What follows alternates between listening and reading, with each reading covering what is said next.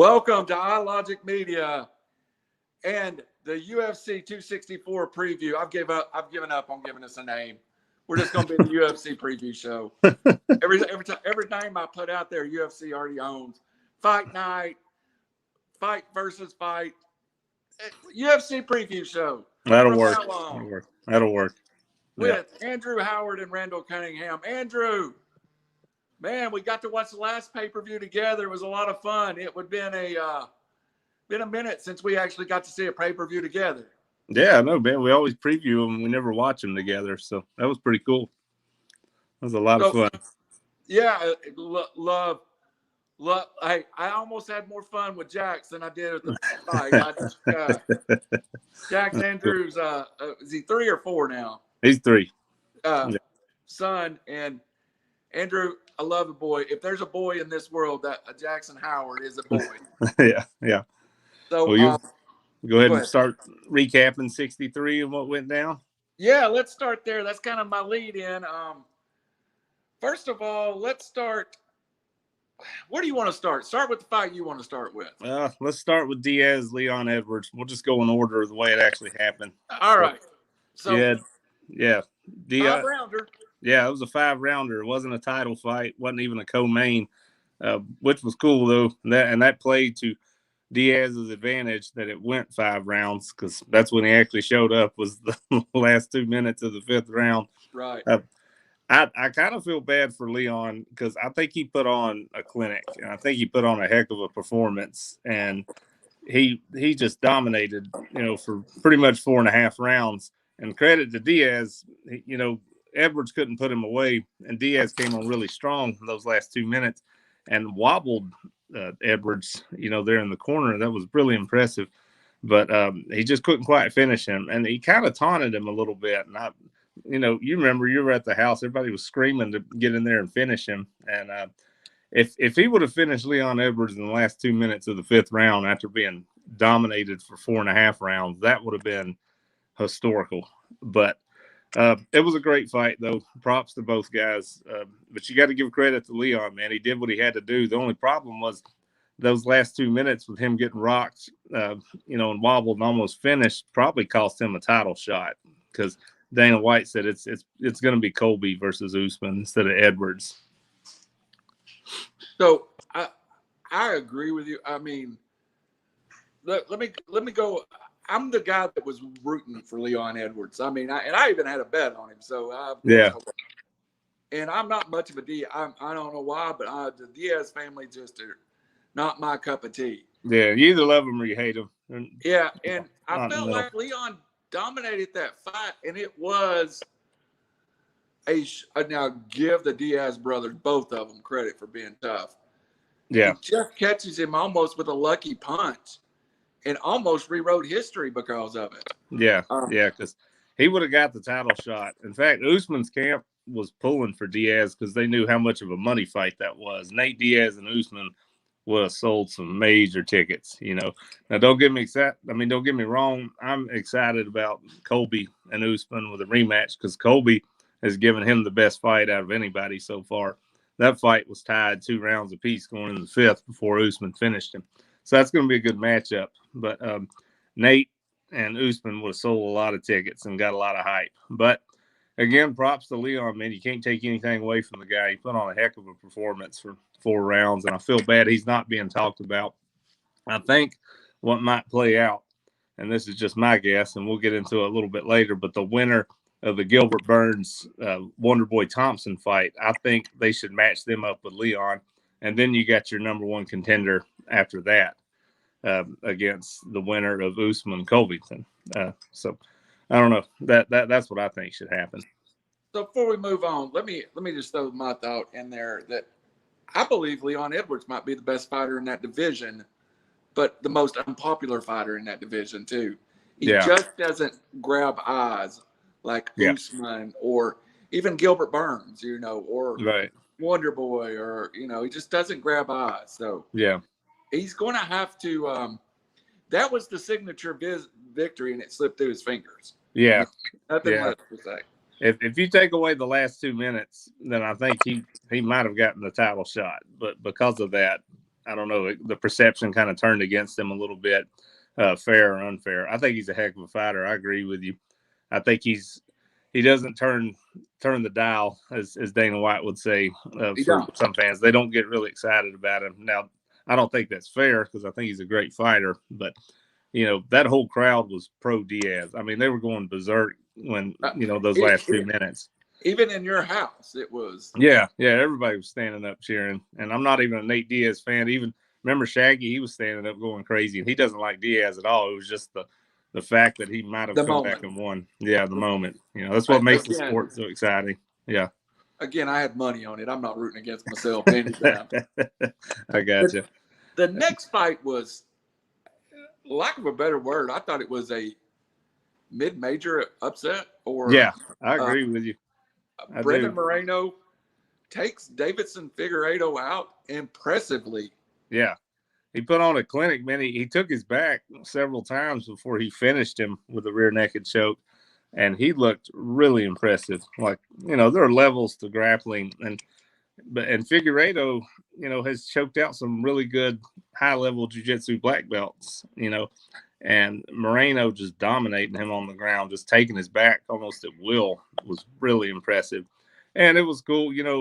Our friend Juan was there. He's Mexican, and that was a big moment for them because although Cain Velasquez was a Mexican champion, Moreno was born and raised in Mexico. Cain was, American. I mean, he's Mexican-American, but Moreno has lived there his whole life. So that's big for the country and a really cool moment. He seems like a really genuine dude. So I was happy for him. And I agree with you. I think that was an upset because Figueiredo looked primed to, dominate for quite a while in the division. And Moreno snatched away from him, and they may have a new superstar with him. Yeah. And we did have a Hispanic friend there of Mexican descent. And I guess for me, it was really shocking when he said, because I was going through on my head all the champions, and he goes, they've never been a Mexican-born UFC champion. And I almost looked at him and went, and then I was like, oh, wow, I didn't even realize that. Yeah. And he was super hyped. And yeah, that was a cool moment. So it was. And Brandon Moreno's interview afterward with his family. Yeah. It was just a cool moment for him. Yeah. Davidson Figueiredo is all class, though. Yeah, he picked him up. He walked around the ring, put him on his shoulders. And Figueiredo wants the trilogy, and I think he deserves it because, the first one was a draw. You could argue that Figueiredo would have won without that low blow. And I think they should run it back because the flyweight division doesn't have a ton of superstars, and I think a trilogy would sell a lot of tickets, and I definitely watch it again. These guys are awesome. So why not run it back, man? There's a lot of mutual respect between these guys, and I think it'd be awesome. So run it back, man. Do the trilogy. And then we had our main event. Adesanya versus Vettori, and it's just a dominant win by Adesanya. Went to decision. Probably not the most exciting fight on the card. I mean, not boring by any means, but, after the excitement of the two fights before this one was kind of, not the most exciting one. But Adesanya, credit to him, man. He did his thing. He outstruck him. Vettori was able to shoot and get a couple double leg takedowns, but just couldn't keep him on the ground. So that shows you that Adesanya's grappling's definitely improved too. He couldn't hold him down, win any rounds by ground and pound. So Adesanya just keeps it going in the middleweight division. That fight may have showed me one thing too. Even at middleweight, Adesanya looks small. Fighting in his own division, he looks like he's a division up. And you go back to when he was fighting Jan at light heavy, you just realize, God, this guy is so. I believe he's thinner than even Anderson Spider Silva was. Anderson. I mean, he looks almost out of place. But God, can he fight? Yeah, that's the thing. It doesn't matter, like when he fought Paulo Costa, the whole narrative was Costa's the big bodybuilder build, and he's going to take him down and dominate him, and he knocks him out with ease.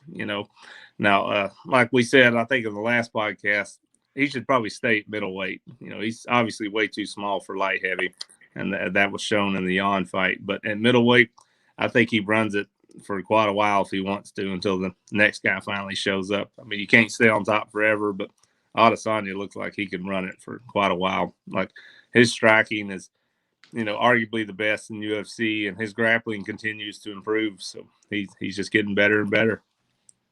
This was definitely a pay-per-view where the feature and the co was much better than the main. Yeah. It was the feature and the co was just great fights, man. I enjoyed them immensely.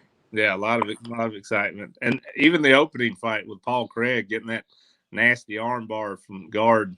Remember Shaggy told you to bet on Paul Craig, and he was right. That was nasty. They popped his arm back into place, by the way. It looked like his arm was broken. They popped it back into place after the fight so that he's okay. But my God, that was tough to watch. But it was a great pay-per-view, though. I really enjoyed it. One more title outlier down the road no-hit fight was Muhammad getting the win over Maia. I thought that was a fight of notice, too, that it's nothing intimate, but it was a fight that, you see somebody starting to put their name out there. Yeah, up-and-comer. I agree for sure. And Damian Maia, Dana White said that's his last fight in UFC, and I agree. And I love Damian Maia. First of all, jiu-jitsu guy. He's amazing, but you can't be a fighter forever. And he's getting older, and he was shooting for a single leg the whole time, and that was about it. And he didn't have much else for him in the fight. So, one round. Yeah, he did okay for a round. But I kind of hope he retires and just does jiu-jitsu seminars. And who wouldn't want to take a lesson with that guy? He's a master. So, but he's got nothing to be ashamed of. Had a great career. Fought for the title twice, even though he didn't win. He's awesome. But I think he should probably hang it up. All right. We got about 45 minutes, and we got a jam-packed UFC 264. Yeah. But matter of fact, we're going to not really talk about a couple of bouts, but we're going to get in what I think the public is most interested in. And we want to start at the bottom of the card a little bit with what I call a great controversy. And we talked a little coming on the air.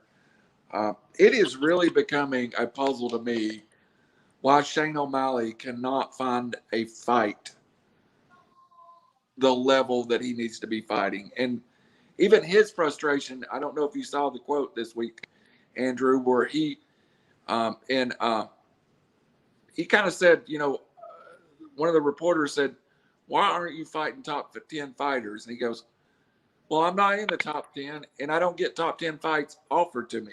Mm-hmm. And it really is becoming a little bit puzzling. Now, of course, this is a last-minute substitute, but still, Sugar Shane is a guy that can make a bunch of money for the UFC, would you not say? Yeah. The Sugar Sean O'Malley's very impressive. He's got a whole reel of knockouts. You can just go on YouTube and find it. Especially his of Eddie Wineland is really crazy impressive. It had Daniel Cormier just like screaming on commentating that fight. He's something special. I love his boxing. I love his kicks. He's very unique in that. He's actually pretty decent grappler as well. And I can't tell you the reason he's not getting huge fights. I don't know if they're still trying to build him up and let him get a few highlight reels, but I think they need to put him in there with, a top 10 guy and make it a really exciting fight, because he's not even ranked right now, which is a head scratcher. If you go on UFC.com, he's not even ranked in the bantamweight rankings. He's 13-1. 9 of his wins are by KO, 1's by submission. So he's a knockout artist. I mean, 9 out of 13 have been my knockout. He's fun to watch. He moves the pole. I mean, Snoop Dogg is a huge fan of his. He's got several celebrities that follow him. Now, I do get it. Last summer he lost to Chito Vera, and he did lose. Sean O'Malley, the one thing I don't agree with him is he doesn't acknowledge that loss, which if you lose, man, no matter who it is too. And I know he got injured during that fight, but if you lose, it's just part of it. But he's 13-1. He's very exciting to watch. And he's got that it factor, that draws the fans to him. And he's got a huge movement behind him. He's got a huge social media presence. They need to get him a big-time fight and get him up in the rankings, because he could headline a card one of these days for sure. Right. So I agree with that for sure. Our buddy, which I'm a huge fan of, probably one of the best smack talkers in the history of UFC, Shane Sullivan, said, is this a one fight title fight? Are they trying to position him so he could go pick one top 5 contender and be the next title fight? And that does make sense. I think you might not need to see him win 4 or 5 fights in the top 10. You might get the right fight and make him a legitimate contender with one fight. Do you think that's a possibility? I do, because if you follow UFC long enough, you realize that sometimes rankings don't matter as much as you think it would. People get title fights that because they sell tickets and they move the needle, right? And fair or unfair, and sometimes they get the title fight and they win and they weren't even really ranked. I mean, look when George St. Pierre came back in 2017 when he moved up to middleweight. He'd never had a middleweight fight before. He was the welterweight king. He walked right in, not even ranked, and he takes Bisping out, and then he retires after that. But that was an exciting fight. And that was a fight that, sold a ton, and they sold out Madison Square Garden. So, yeah, I think if Sugar Sean wins this fight, and then maybe you put him with a top 5, even top 10 guy, and he gets another impressive win, I could see him moving up to a title shot right after that. I really could, because bantamweight, these guys are smaller, and I'd like watching them fight, but sometimes you don't see quite the knockouts that you usually do with the smaller guys. Well, Sugar Sean's a knockout artist, so he can sell tickets, he can move the needle, like I've already said. So if he get a win today, and then maybe one more big win, I could see him hopping up there for a title shot. But so anyway, the original fight was Smolka. Yeah. Staph infection takes him out, and he fights now. Might have to help me here. Kris Moutinho. Moutinho. He's 9-4, 3 KOs, 1 submission. He's coming from kind of a minor league MMA promotion, Cage Fury Championships. Be honest, I don't know much about the guy, and nobody else does, because he's a last-minute replacement, and I haven't seen too many of his fights. So, obviously, Sugar Sean's going to be a huge favorite in this, and he should be. But, at least we're getting to see Sugar Sean fight. It would have been really disappointing if they had to cancel that off the card, because this is, as they call it, the curtain jerker. It's the first fight of the night, and I think it's going to be a lot of fun to start the night off. So I am glad they at least got the fight going. I did do a little research on Moutinho, and he's a good fighter at his level, and most of the guys that were breaking down this fight says he's one of the finer lower division fighters in the world. You can be a great AA baseball player, but you can't go up to the major leagues and hit the curveball. And that was so this guy's going to come in throwing bombs. And he's got nothing to lose. He's got nothing to lose. Absolutely nothing to lose. Yeah, he's got his shot in the spotlight, because this is obviously a huge card with the main event, which we'll get into in a little bit. So he's on international TV right now. This guy went from Cage Fury, which was a minor league, nothing against him. You got to start from somewhere.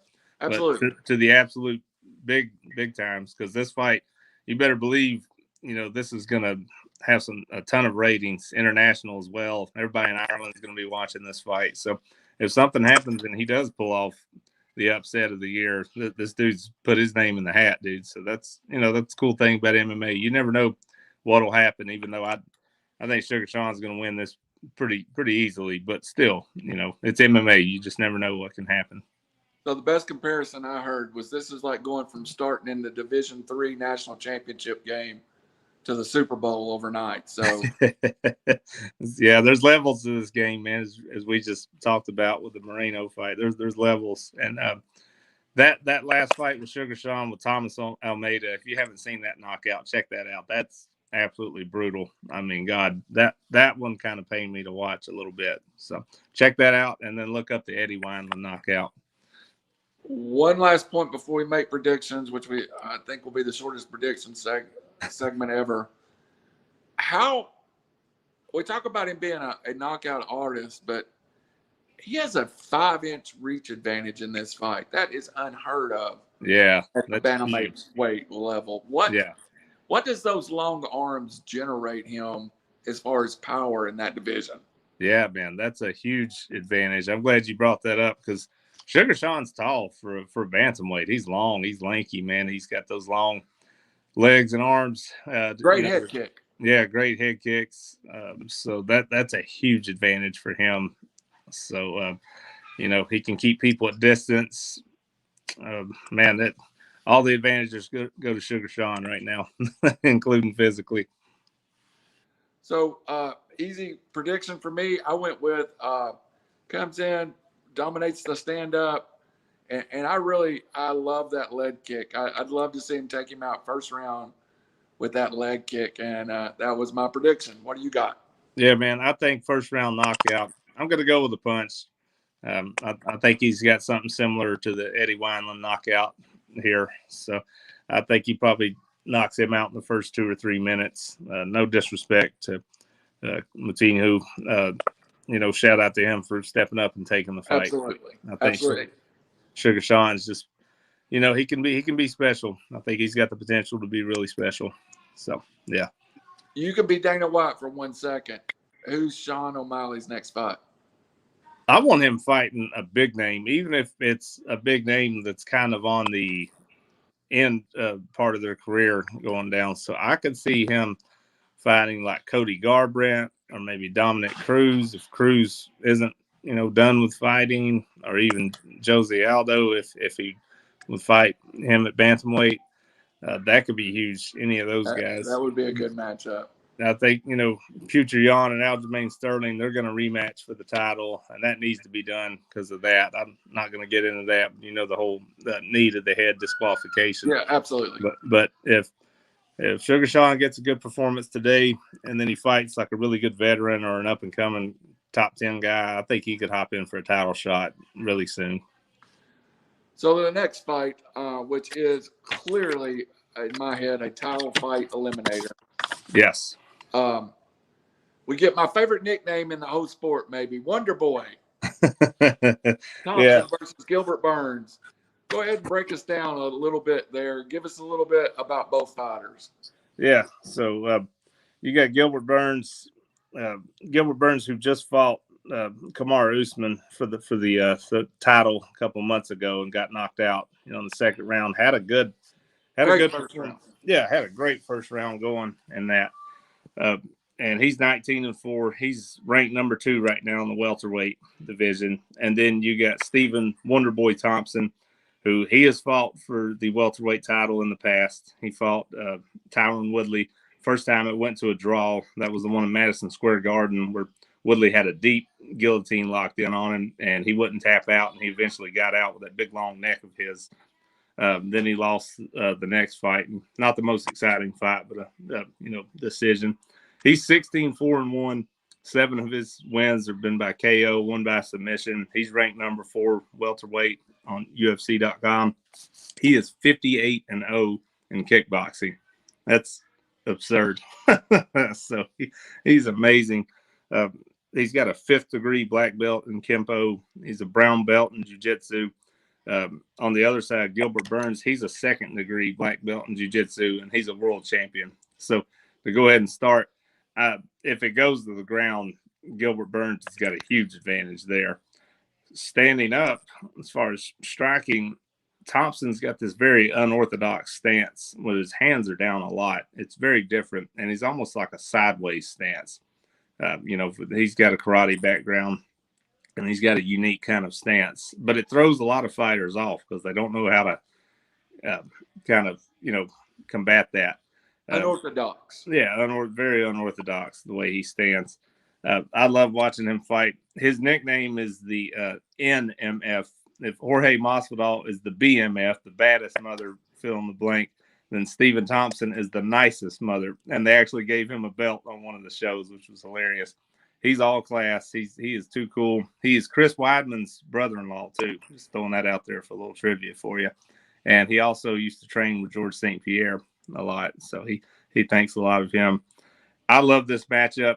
I think it's Stephen Thompson is beautiful the way he fights, and he kind of outpoints a lot of people. I'm not saying he doesn't have knockout power, but with his kicks and his punches and his stance, he keeps people at bay.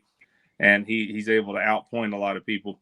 Gilbert Burns will knock your head completely off. He's got him beat in the power, but Thompson, if he can keep him at bay, can outpoint him. If it goes to the ground, like I just said, I think Gilbert Burns has got an edge.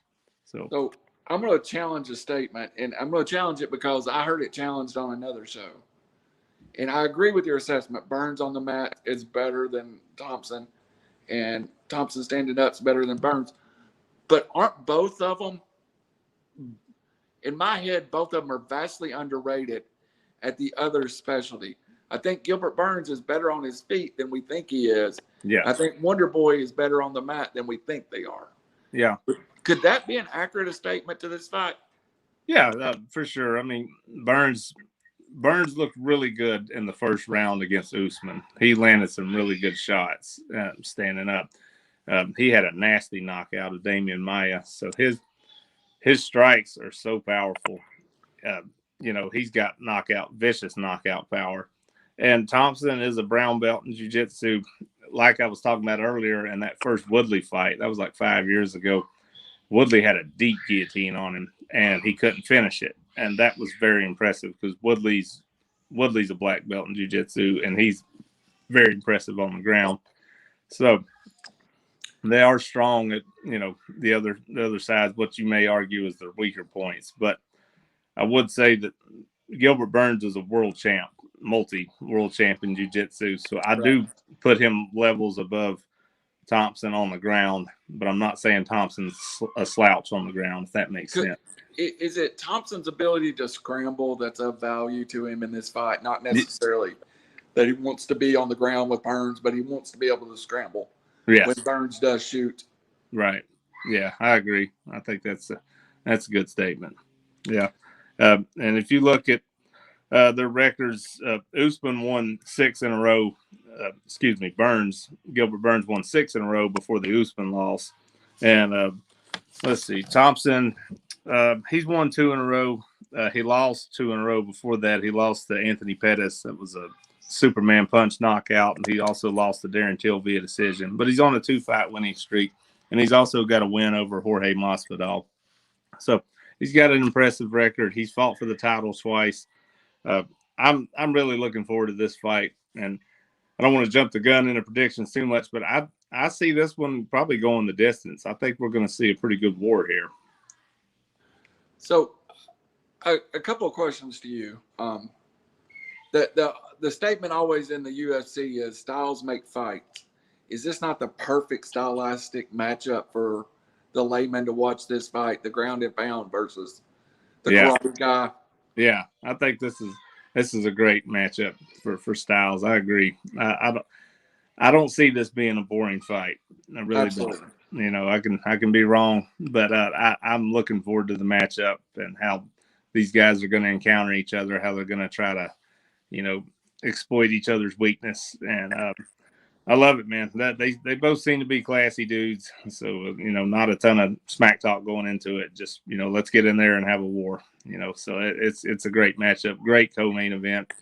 And you pointed out just a little bit ago, this is a title eliminator contender in my eye and your eye, because Thompson's fought for the title twice. He's won 2 in a row, so he's making a move up. But if he loses this, I don't know if he's fighting for a title again in his career. Now, I'm not saying he needs to retire, obviously, because Gilbert Burns is a beast, and if you lose to Burns, then there's no shame in that. But I don't know if he fights for a title again.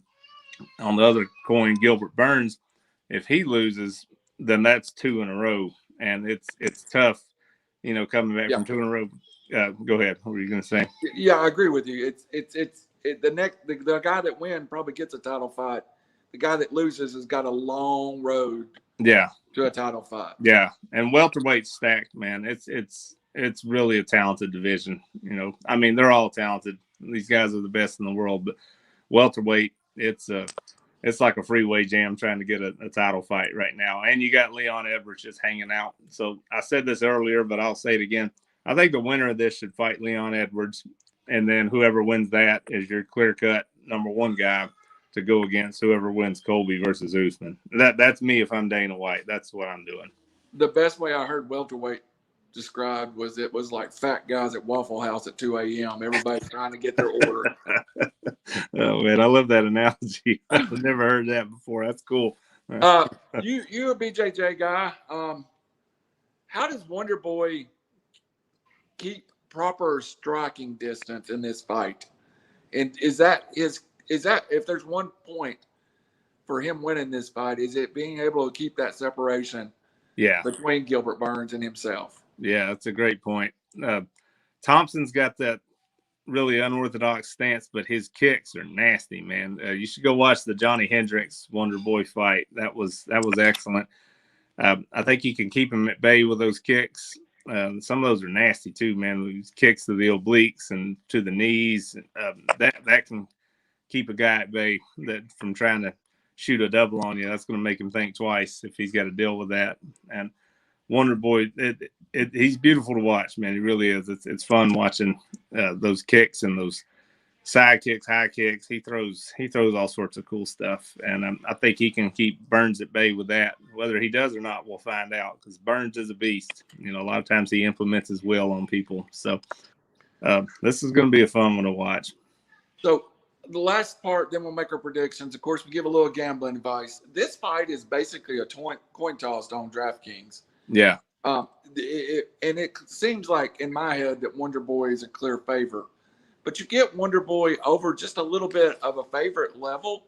So if you really believe in Wonder Boy, this is probably the time to double your bet up. Because to me, I thought this fight would be a plus 175 light, or a negative 175 area, 150 area, which means a fairly heavy favorite. I think he's minus 110, 115. So I'm going to load up on Wonder Boy, and that leads into my prediction. You said you think it goes all the way. I think it goes to the final round, but I think it gets finished in the final round. I could see this fight being a 50-50 fight, and Wonder Boy not losing the fight, but this fight is clearly he doesn't want it in the judges' hands to finish it. So I could see this being a tied fight into the fifth round. Mm-hmm. And I'm going to third round. Third round. 3-round fight. And 1 round. And I'm going to say that Wonder Boy finishes him in the third round. All right, cool. I think it goes the decision. We're going to make it interesting, so I'm going to disagree with you here. I'm going to. We may disagree on all of them the rest of the way. Well, that makes it more fun, you know. So I think Burns gets the unanimous decision. I think he wins it 2 rounds to 1. I think Wonder Boy gets the first round. He's keeping him at bay, and then Burns kind of fills him out and probably uses some takedowns and a little bit of ground and pound. But I think it'll be a war, and I think Burns gets him 2 rounds to 1. How confident am I in my pick? Not very. This is a coin toss. So if Wonder Boy comes out guns blazing and gets a knockout or sweeps it and gets it 3 rounds to none, I wouldn't be surprised. If Gilbert Burns comes out in the first 2 rounds and lands some shot from hell and knocks him out, I wouldn't be surprised at that either. This is such a coin toss, which makes it so much fun. You know, that's why I'm so glad that both these guys made this fight with no injuries, no weight cut issues, because you know, the main event by itself would make you want to buy this card, but when you have a stacked main card, it makes it so much fun, you know, because you got stuff to look forward to, and I'm really looking forward to this fight. And I don't have a favorite. I like both guys. They seem to be both classy dudes, and you know, props to the winner, man. Best man win. Well, we disagreed on a prediction. We both think it's 1-1 after 2, and that makes for a great fight. Yeah. I think we'll see a good one tonight. All right, we got about 20 minutes, so we might as well get to it. Yeah. So I'm going to go ahead and announce when we get to this. I've struggled more than we've been doing this show almost a year now, approaching a year. And I struggled with this fight and my prediction worse than any fight I've ever called on this show. And my fandom from Conor McGregor, I've never hit it on here. Conor's my favorite. Tony Ferguson and Conor was my 2 favorite fighters when I started this program. Benny Dariush, I've now got a personal friendship with. So he's become my favorite fighter. So I'm never going to leave Benny out of it now. But Conor's the reason I'm here doing this show with you. So let's start there. The most popular fighter of this generation or unpopular fighter of this generation, whichever one you want to call him. The most polarizing fighter. Yes. Ric Flair in a three-piece suit and a bottle of 12-year-old whiskey. Yeah. The general public has said Poirier knocks McGregor out, shuts him up, sends him home. That's the storyline. Over with, done. But I don't think it's that simple. Where do you start with this, Andrew? Yeah, let's start off with Conor and how much of a draw he is. We had a comment from one of the Molina brothers. Didn't even see it there. Hey, thanks, Adrian. Man, shout out to you for watching, dude. That's awesome. Yeah, I agree. He thinks, hey, that might be a good pick, dude. I think Burns wins it via decision, but hey, if he gets a knockout, that's true. Anyway, back. Sorry about that. No, that was awesome. I'm glad we got a comment. Shout out to Adrian. That's one of my best friends there. Conor, you either love him or you hate him, but you cannot argue that he is a star, and he makes the needle move more than anybody. I mean, there was a special talking about these Vegas casino owners and just how when Conor fights and it's in Vegas, it's like Super Bowl week. They compare it to like Super Bowl week to draft week, and then there's Conor week. And you got so many folks from Ireland flying in to watch the fight. It's insane how much he's beloved and also how much he's hated. I mean, there's, whether you love him or you hate him, you're buying the pay-per-view to either see him knock somebody out or get knocked out. So it's crazy. But he's 22-5. 19 of his wins have been by KO. He's exciting to watch, whether you love him or you hate him. He's controversial for sure. He's done some stuff off the mat. Adrian said, I apologize to nobody. And that is a line he said after he beat Eddie Alvarez for the lightweight title. And he does not apologize to anybody. That's for sure. He's got the Ric Flair swag. He's always wearing his suits. I mean, the man's made a ton of money, doing his whiskey deal with the Floyd Mayweather fight. And that's kind of what I want to get into as well. Conor has made so much money over the past 4 years through the Mayweather fight, through the proper 12 whiskey, getting that started and selling it off. You almost wonder if his motivation's still there. He's been the lightweight champ. He's been the featherweight champ. He's got plenty of money in the bank. Is he going to come back and try to get back in there for a title shot? We're going to see. We're going to see tonight. That's the huge question. So that leads me to question one. I hate to interrupt you, but you have to answer this question in this section. Okay. After fight 2, where he'd been knocked out, was he embarrassed or gracious? A little bit of both. He's embarrassed for sure, because that's going back to that thing is, as much as people love him, there's a huge group of people that hate him and want to see him get humbled and knocked out. And good answer. That's what I was wanting to hear. Go ahead. And shout out to Poirier, which I'm going to get into Dustin, because Dustin deserves a lot more love than he gets. Absolutely. Yeah, and we'll get into him in just a sec. But, he got knocked out, and he was humbled. He did donate to Poirier's charity, so shout out to him for doing that. And he made no, excuses. He said, I lost, I got knocked out. But so a little bit of both. He got humbled, but his attitude's different coming into this fight. He was Mr. Nice Guy in that Poirier fight beforehand. They were hugging. He gave a shout out to Poirier's hot sauce. He was holding it at the weigh-in, which wasn't your usual Conor, because Conor plays the mind games and he gets in people's heads. So if you saw the press conference yesterday, he tried to kick Poirier. Now, I know that's for show, and I think he's just trying to hype up the fight. I don't think he's got any personal angst against Poirier, but I think he's coming into this a little more focused and a little more, ticked off that because of what happened to him. When we get to the prediction, and just because I'm a Conor fan, I'm trying to predict this fight right too. The press conference made me change my prediction, so we'll get there in a minute. But it was a different vibe to the press conference, and I know it's just to sell tickets, but it absolutely felt different than 2. So yeah. Part 2, they were buddy, but they even hugged after the weigh-ins, which that never. You don't usually wrap your arm around and your opponent and take a picture with them. That's for after the fight, and they were kind of. I don't know. Even some fighters were a little mad. They were like, "You guys are being too nice to each other. You're about to get in there and go to war." So no more Mr. Nice Guy, to quote the great Alice Cooper, for this fight. So I want to get into talking about. I'm going to give you a point for quoting Alice Cooper there. Let's go. Yeah. I want to get into Poirier, though, because you know him, Randall, but a lot of casual fans don't know him, and he deserves a lot more love. And by the way, if Adrian's still watching this, shout out to him. He's one of the biggest Dustin Poirier fans I know. Poirier, if you take away the loss to Khabib, which we're not even going to count the Khabib loss in my eye, because Khabib beats everybody. So he has beaten Conor McGregor via knockout. He beat Dan Hooker via decision, which was my fight of the year, 2020. Beat Max Holloway decision. He beat Eddie Alvarez TKO. He beat Justin Gaethje TKO, and he beat Anthony Pettis. So that's 1, 2, 3, 4, 5, not counting Dan Hooker because he wasn't a champ. 5 either former champs or former interim champs over his last 6 wins. That's absurd. I mean, he has got a resume.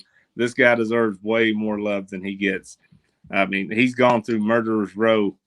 And beating some of the top guys. I mean, the Max Holloway fight, Holloway was looking to be a champ, and be featherweight and lightweight. And a lot of people had already crowned him, and Dustin dominated him in that fight. And he had beaten Holloway early. He's got 2 wins over Max Holloway, by the way. He beat Holloway early in his career, too. He's a black belt in jiu-jitsu, 27-6. 13 of his wins are by KO, 7 by submission. He's an American top team guy down in Fort Lauderdale, training out of there. He's best friends with Jorge Masvidal. So what Adrian say there, Poirier versus Hooker? Yeah, one of the best fights ever. I agree, man. That was my 2020 fight of the year. Nicknamed him the Punisher afterwards. Hey, Adrian, put us a prediction in here, and we'll show it with ours at the end of it. Yeah, there you go. I'll hold it on pause. Type us out a little prediction so we can post it.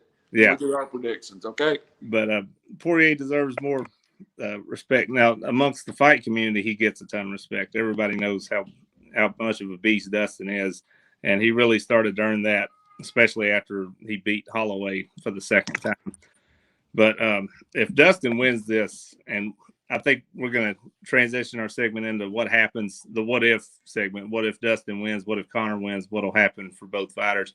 If Dustin wins, there's no question he fights for the title next. Like, there's nobody that deserves it more than Dustin if he wins this fight. It's him versus Oliveira for the title. You can maybe do that as the New Year's. They usually do a fight right around New Year's Eve, Christmas, and that's one of the fights of the year. Him and Oliveira would be a beast of a matchup. I would love to see that. And Poirier's made with another win over Conor McGregor at this point. Yes. If he wins the trilogy, because Conor has not had a trilogy with anybody yet.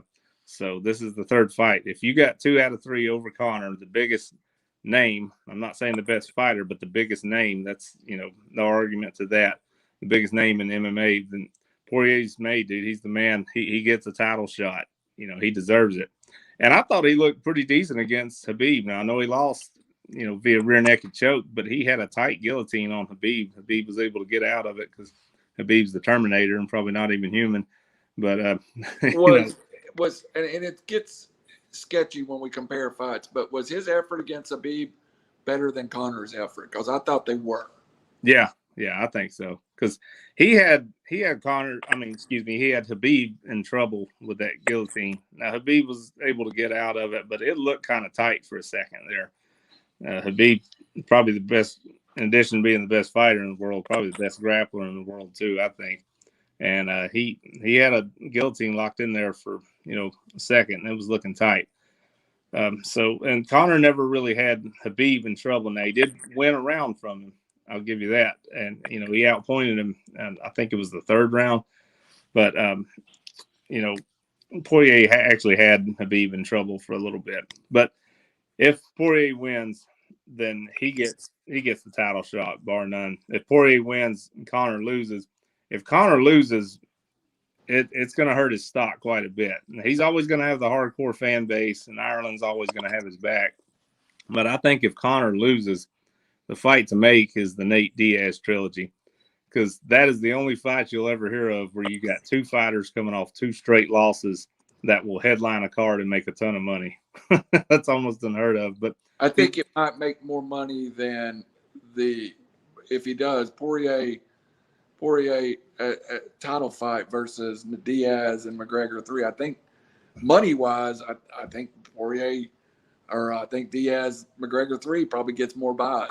Yeah, it would get a ton because people want to see that trilogy play out, at some point. And that'd be huge because nobody would be getting leapfrogged for any kind of position. Nobody would argue that. Sometimes you'll see fighters, get upset because they kind of got jumped in the rankings for a title shot or something. Well, if Conor and Nate fight, then nobody got jumped in line. That's a trilogy everybody wants to see, and that would sell a ton of tickets, and that could headline any card. That'd be humongous. Let's go ahead and flip it, though. What if Conor wins tonight? Let's say he gets a spectacular knockout, gets his revenge, he takes the trilogy. That's huge for him. I mean, he's right back in the driver's seat. He's right back there in the title shot. I'm going to read you the lightweight rankings right now. So obviously our champ is Charles Oliveira with his knockout performance over Michael Chandler. Well, Dustin is your number one guy right now, number one contender. Then you got Justin Gaethje right behind him. Our boy Benny Benel Dariush is number 3. Hey, don't sell my boys short. Oh yeah, Benny's man. That might be the only one on this list we could get as a guest someday. Yeah. So. No, man, shout out to Benny. Michael Chandler, number 4, and currently Conor's number 5. Well, if he gets the knockout, like we were saying earlier, I don't know if it catapults him to number 1, but does it catapult him to a title shot? Probably, because he's going to sell. He's going to sell a bunch of tickets. You could argue that if Dustin loses, then Justin Gaethje should be next in line because he's number 2, and his last fight was against Khabib, and obviously he lost in the second round via submission. But before that, Gaethje had been on quite a run and looked dominant, and his fight against Tony Ferguson was awesome. Knowing Dana and how much he wants to sell tickets, and I think Gaethje would sell huge against Oliveira. Conor versus Oliveira, obviously, is a monster deal. So if Conor wins, he probably sneaking back up there for a title shot. I'm saying that's what's going to happen. Whether I agree with that or not, it doesn't matter. Or you could even do Conor versus Gaethje and make that the number 1 contender eliminator. But if you do that, then you're kind of leaving Oliveira in the cold because he's waiting on fighting somebody. So I kind of doubt that happens. So let me jump in. And usually I don't have an opinion on this one, but I do on this one. The winner of this fight gets the shot. Would you like to see Benny versus Gaethje? The winner of that gets the winner of the championship bout. So yeah, man, I'd love to see that, dude, because that'd be a big fight for our boy Benny. Yeah, absolutely. Gaethje's a big name now. Ever since he dominated Tony, because that was the first sporting event after the pandemic hit. Absolutely, him versus Tony. So you had a ton of people watching that fight that don't even really watch MMA. They just were like, screw it, man. COVID's going on. There's no sports. Let's watch this fight. And so Gaethje's name got out there pretty quick, Not that I'm trying to campaign for Benny to get a title fight or nothing. But. That's cool, man. Hey, he looked great in his last fight. He did. Go ahead. I'm sorry to interrupt you. No, dude, just not interrupting at all, man. And that's a good point because Gaethje is 2 and Benny is 3. So why not, dude? That'd be cool. But run them back at the co-main of the winner of this fight versus Oliveira. It'd be great. Yeah. Dana, I'm available and I can quit my job and be in Vegas. Yeah. And so continuing with this scenario, if Conor wins, I think he gets the title shot because that'd sell a lot of tickets and that's big. And, I think if Poirier loses, there's still a lot of good fights out there for him. He's probably not getting the title shot right away, though he's still right up there. I think you could do Poirier and Gaethje and run that one back. Yeah. You could do Poirier and Michael Chandler. That could be awesome. That'd be fireworks. You could do Poirier, and you could even do Poirier and Benny. That'd be a big fight for Benny. I feel like Benny thinks he's one win away from a title shot. Yeah, I mean he's number 3. He's right up there. That's a solid argument, dude. He's on quite a roll. I guess my point being is if Poirier loses, it's not the end of the world for him. He's got a lot of options still out there. Right, absolutely. If Conor loses, well, he's already ran the trilogy with Poirier, so that's done. These guys aren't going to fight again. You're not going to fight 4 times. That's gone.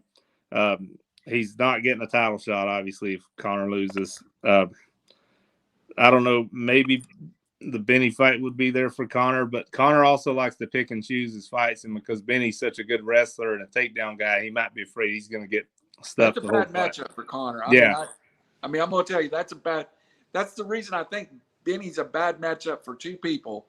Maybe Chandler. I mean, not Chandler, but maybe Conor, and also I kind of think he's a bad matchup if you talk about him.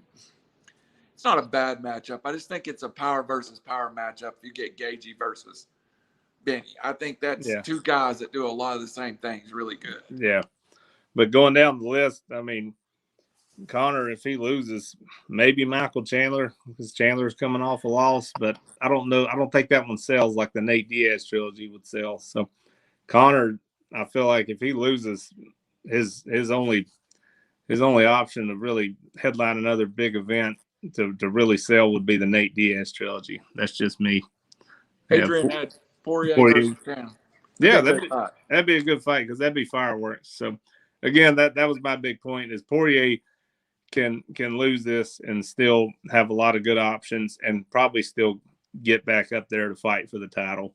And Conor, there's always the possibility, even as small it was, Khabib could step back in the ring and dominate the division again. Yeah.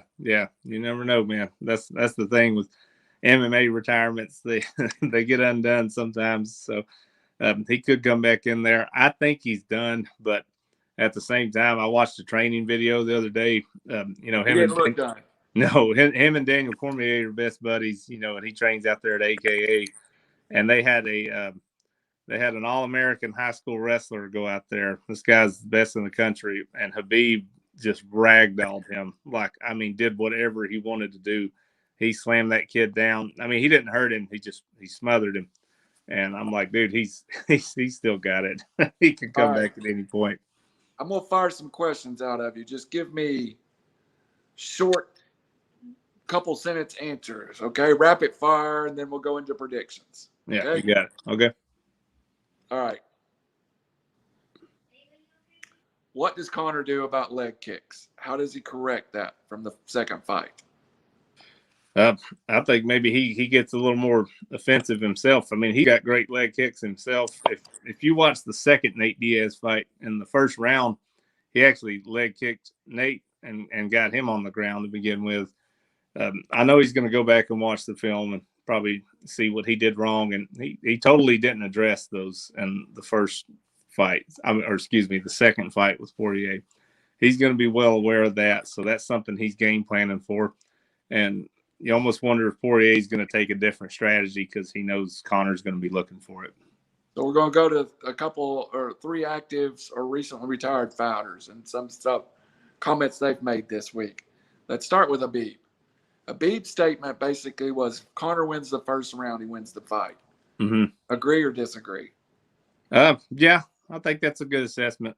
I think that's fair. Conor likes to start fast. I mean, look at the Cowboy fight, man. He came out guns blazing within 40 seconds of that thing. And I'm interested to see how he responds after the second fight. Or if Poirier dominates the first round, then maybe he's in Conor's head and, the rest of the fight doesn't go so well. Dan Hardy made this statement. 8 out of 10 times Poirier beats Conor. But this is one of the 2 times. Yeah, that's interesting. It's very interesting. I think that Conor is definitely more motivated, and he's going back to his old roots, of not being the nice guy, trying to get in Poirier's head a little bit. And he does look focused, to give him credit. He looks very focused on this fight. He came out in the second Nate Diaz fight and looked really focused like this and looked angry. And he won that, via decision. So I think Hardy basically he's saying that Poirier's a better fighter right now, but he thinks Conor is going to come out motivated and land the shot he needs to. I'm sorry, I didn't write the quote down. This may come from Michael Chandler. I'll have to look it up. But basically, he said the smarter fighter wins this fight. Would you agree with that? Yeah, yeah. Either one of these guys can knock you out really quick. And if you let emotions get the best of you, if you watch the Jose Aldo Conor fight where Jose got knocked out in 10 seconds, or maybe it was 9 seconds, whatever, he wanted to go in there and kill him. He rushed in there, and that's not what Jose does. And he got caught with that left hook, and he wasn't playing it smart. And that's, always going to be a regret of his. So you got to play it smart and take emotions out of the game. All right, last rapid fire question, then we'll get into predictions. We'll let Adrian go first. I've got his up here on the screen. I want to ask this really, really well worded. So let me, take me a couple sentences to get it out to you. Both of these guys have lightning in their hands. But when you watch them throw punches, they're at completely different speeds. What does it mean to be heavy-handed like Poirier is? And what does it mean to be lightning in a bottle like Conor is? They generate power differently, but it's still power, if you understand what I'm saying. Conor is a big advocate of precision. He wants to be precise. Like if you were to hit yourself in the nose, you can make yourself cry, and you don't even have to hit yourself that hard. I know that's a silly example, but I'm saying if you pop somebody just right, you don't even have to have that much power. Like in jiu-jitsu, if you do a choke just right, or you land it, you're not using all your muscles. You hit it just right, using the right angle, and you're precise. If that makes sense. I'm not trying to ramble. Yeah. Conor is really good at being precise and putting it right where it needs to go to put you to sleep. And he does hit hard, don't get me wrong, but he's precise. He puts it just right to knock you out. If you watch like Francis Ngannou, the heavyweight champ, he's not necessarily precise. He's just powerful. And if he swings that big club, you're going to sleep wherever he hits you. Land in the back of your head can knock you out. Yeah, exactly. So I think Conor's a big advocate of precision. All right. So I'm going to apologize to everybody, and I'm going to go I'll go second. But I have been torn up by this. I mean, not torn up, I just think it's a great fight. So our boy Adrian's prediction, either McGregor in the first or Poirier by KO in the third, leaning towards Poirier in the third, which Adrian and I are about to repeat each other's predictions. I originally had Poirier in the third, and the plays out like the second fight. The way I see Conor winning this fight, I think, began at the press conference. He's got to frustrate him. He's got to make him angry. He's almost got to get inside of Poirier's head because he is the better fighter. I think Conor is going to rough him up in the first round. I expect we could see a foul of some kind and just really just nasty fight in the first round. And I think the goal is to get Poirier off his game. So I don't see it as a first round knockout. Everybody that's predicted it says it's first round knockout.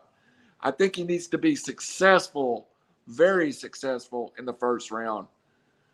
But my prediction is Conor McGregor in a second round knockout. All right. That's cool. Man, this is kind of a coin toss too, because a lot of people are starting to, lean toward Conor, and Poirier. I feel like Poirier deserves a lot more love, and I've picked against him several times. And yes, you have.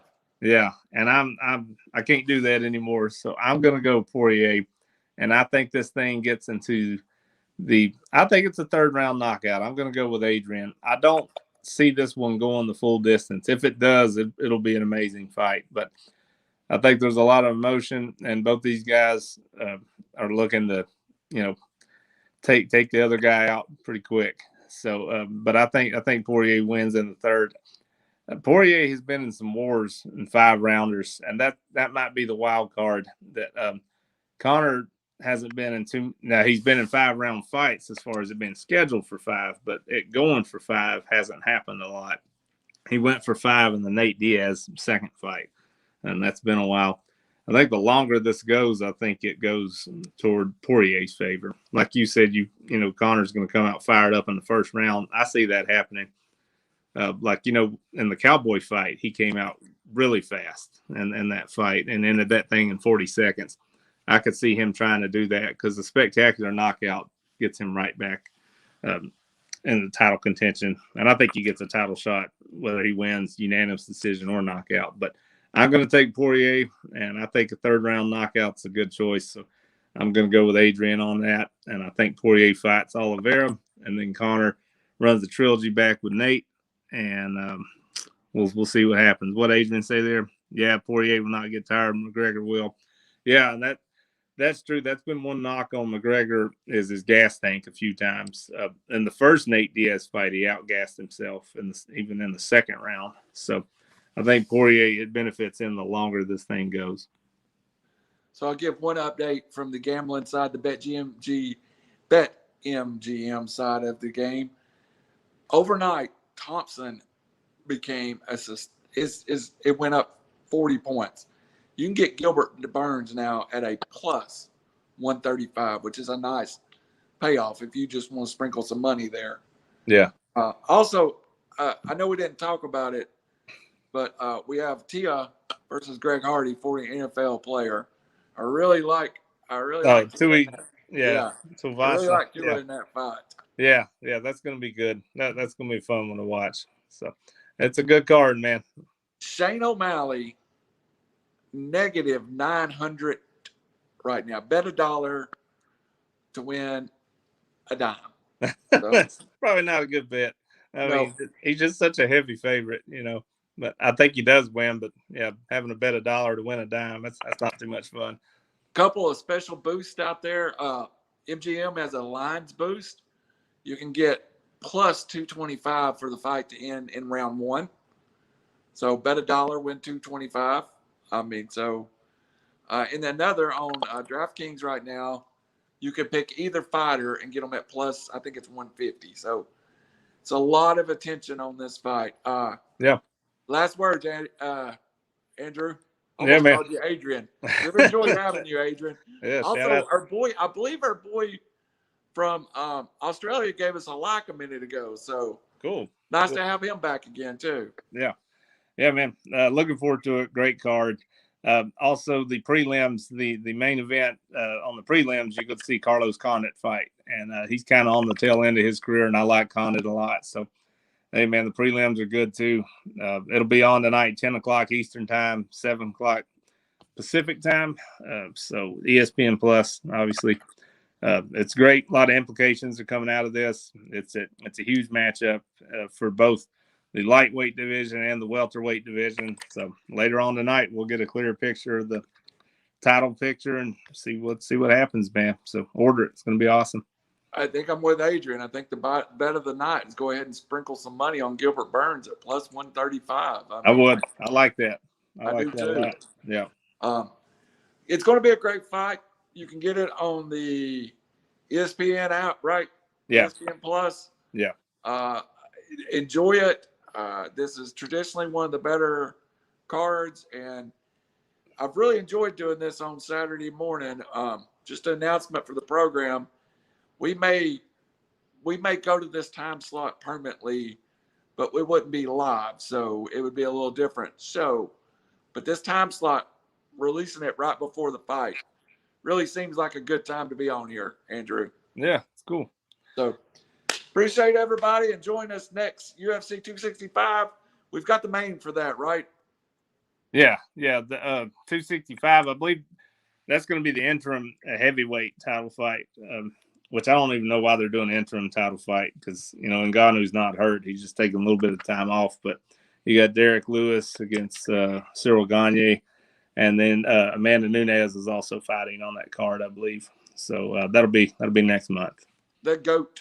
Yeah. For Andrew Howard, for Randall Cunningham, for River City Media, for Marion Messenger, for iLogic Media, thank you for joining us. All right. Peace out, everybody.